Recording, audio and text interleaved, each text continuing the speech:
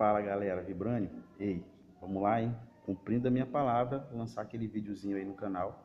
Olha só, eu quero falar com você sobre a leitura, compreensão e interpretação de texto. Por que eu quero falar isso com você? Porque tem muita gente que diz ter dificuldade, professor, eu não consigo trabalhar bem isso. É importante você trabalhar bem esse contexto, tá? Então vamos a algumas dicas. Primeira delas é você desenvolver melhorias no seu hábito de leitura. O hábito de leitura tem que ser implementado com algumas melhorias para que você consiga absorver melhor, para que você consiga, né, trabalhar melhor a questão da leitura e da compreensão de texto.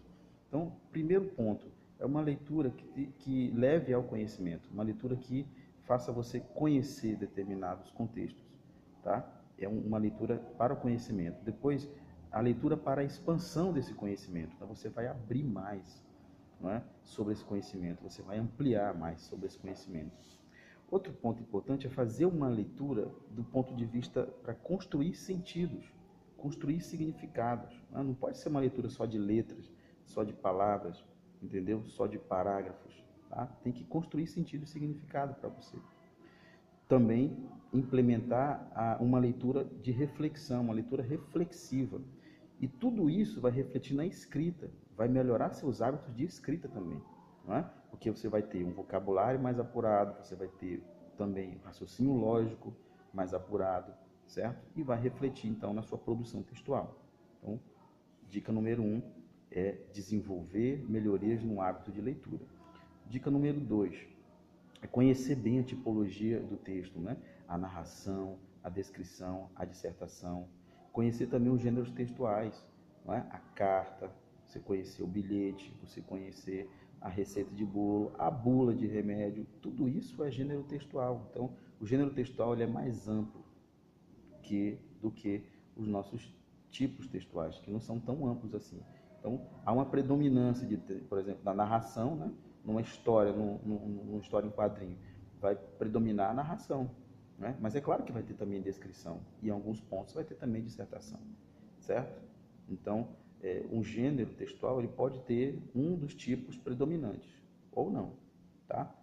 E aí você tem também a sequência textual. A sequência textual é essa mistura entre a narração, a descrição, a dissertação. É o misto disso tudo vai fazer uma sequência textual se tornar mais atrativa, né? O enredo se tornar mais complexo também.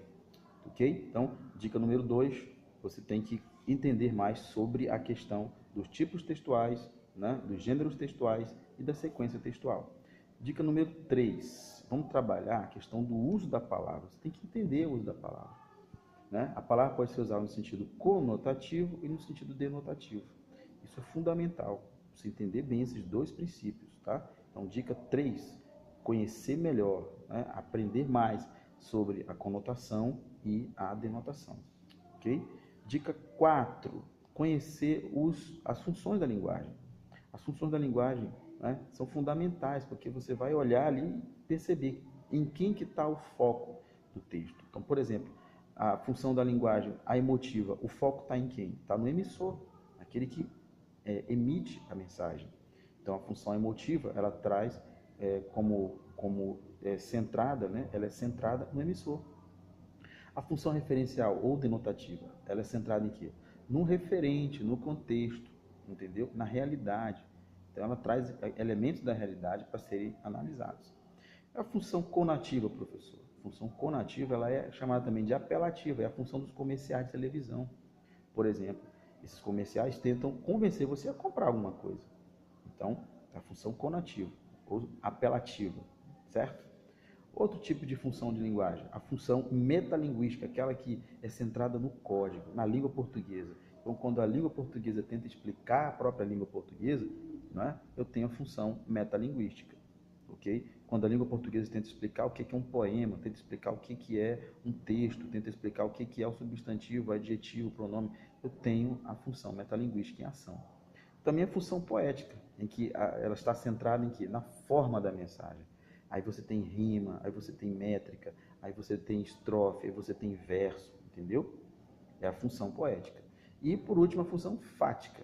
Essa função fática é a função que testa o canal. Ela simplesmente testa o canal. Oi, você está me ouvindo? Está prestando atenção? Entendeu? É uma uma função da linguagem centrada no canal, ou seja, na comunicação em si. Tranquilo? Galera, eu espero que essas dicas possam ajudar você a melhorar a sua leitura e compreensão de texto, hein? Tamo junto, até a próxima. Vibranium. Firmeza, Friboi, Free Fire, Freebody. Valeu, galera.